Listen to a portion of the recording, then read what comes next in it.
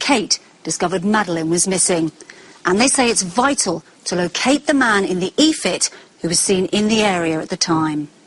The investigation may be moving forward, but in Praia-da-Luz, many wonder whether the e-fit images can really help. To me, they just look like two different people. Do you think they might jog someone's memory this far after the event? No, I'm not. Not very positive about that. Too much time has elapsed. All this effort should have been put in 3 or 4 years ago. I just hope it can be solved and that they do find Madeleine alive. What happened to Madeleine is still a mystery, but if there's a chance she's alive, her parents will never give up hope. Well, I spoke to Layla in Praia-da-Luz a little earlier on today, and I asked her about the international nature of this investigation. Well, as well as the Crime Watch appeal going out tonight in Britain, there will be similar appeals in Germany, Holland and Ireland, because many people from those countries are regular visitors to Praia-da-Luz too.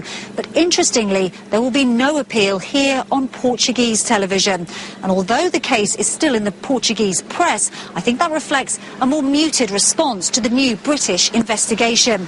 And many people I've spoken to here, both Portuguese and British, simply want this case resolved so that Praia-da-Luz is not always known as the place where Madeleine McCann went missing. Layla Hayes reporting there from Praia-da-Luz. I'm joined now by the former Met Police detective and Crime Watch presenter, Jackie Hames. Good to have you on the programme tonight, Jackie, with your expertise. And what do you make of these e-fits to start with?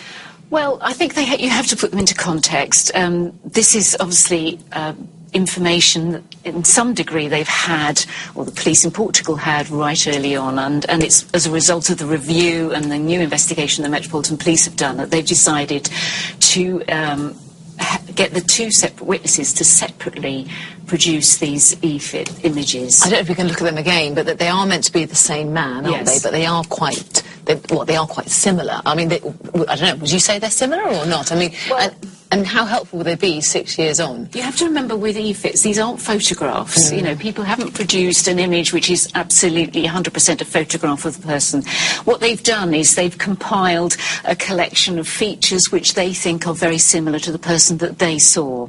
Now, there are some similarities in things like the hairline, the lips and the hair and the colouring, this sort of thing, which gives people an indication of the person they're looking for. If you look at the description alone, 20 to 40, medium build, dark hair, it's going to take you nowhere. And with your experience when you worked for the Met, I mean, how crucial can e-fits be? Do you think someone might watch this or see this image and go, oh, well, I was there too, I remember that man, or the night before or the night after?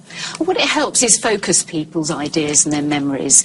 This was a huge event, as we've seen in Praia-da-Luz, and anyone who was on a holiday there, visiting there, or lived there, would fail to have not fail to have known what was going on. So seeing that e-fit and knowing that it's not someone with a big nose or a scar or, spiky hair or bald, does focus on the sort of person that they are looking to interview. Now, this may be because they're a really crucial witness, or it could be that they're, potentially, with other information coming in, could turn into a suspect in the future. So it's absolutely crucial that people who visited there and perhaps are now back in the UK give it a thought. Did you see something like that similar? And this timeline is absolutely crucial as well, because we need to know not only where people were, but where they weren't at certain periods as well. We also know that Madeleine's parents have been very involved, and they've put together a very elaborate reconstruction of what they were doing that day and indeed that evening. How helpful could that be, do you think? Again, it's very useful to put things into context.